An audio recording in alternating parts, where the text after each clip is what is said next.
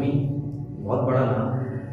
مولانا رومی جو ہے وہ ایک جملہ کہتا ہوں، یہ بہت بڑا جملہ ہے، اور ہم جیسے لوگ جن کا تعلق جو ہے وہ پڑھنے پڑھانے سے جو ہے وہ علم سے وابستہ رہتا ہی ہے، تو ان کے لیے تو یہ خاص طور پر ہے۔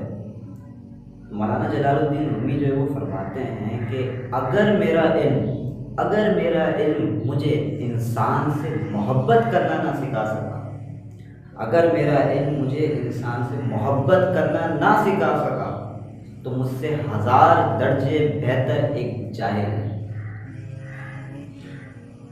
انسان کا علم اگر انسان کو محبت ہی نہ سکھا سکے انسان سے، تو پھر اس نے علم حاصل شاید نہیں کیا، کیونکہ اصل علم تو وہی ہے جو انسان کو انسان سے محبت کرنا سکھا دے، انسان کو انسان سے ہمدردی کرنا سکھا دے، انسان کو انسان سے بات کرنا سکھا دے، انسان کو انسان سے گفتار کرنا سکھا دے، انسان کو انسان سے سمجھنے پر مجبور کرنا سکھا دے۔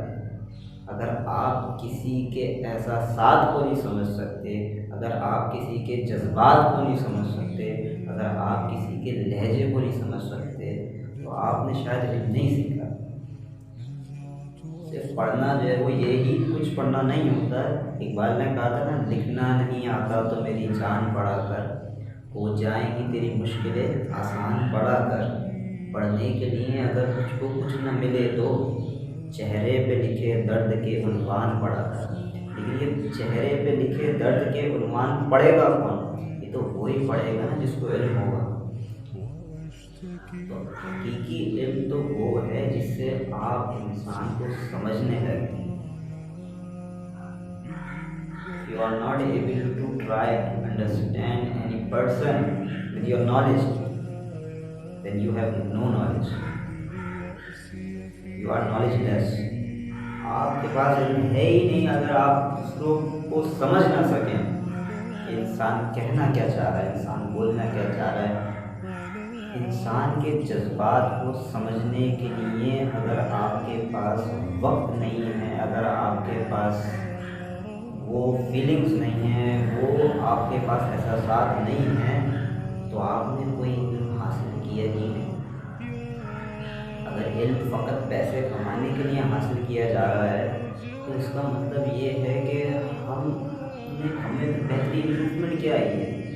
ایک جاہل بھی تو جو ہے وہ پیسہ کما ہی رہا ہے نا۔ جاہل لوگوں کے پاس بھی پیسہ موجود ہے گا، لیکن ان کی ڈیسیجن میکنگ جو ہے وہ ان کو بد سے بدتر بنائے جا رہی ہے۔ لیکن اگر ہمارے پاس علم ہے اور اس کے باوجود بھی ہم ڈیسیجن میکنگ نہیں کر سکتے، اپنے فیصلے خود نہیں کر سکتے، اور فیصلے کرتے ہیں تو غلط فیصلے کرتے ہیں، تو پھر ہم نے علم سے سیکھا ہی کیا؟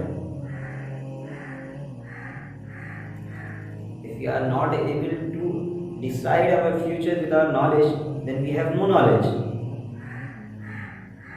اس چیز کو ہمیں سمجھنا چاہیے۔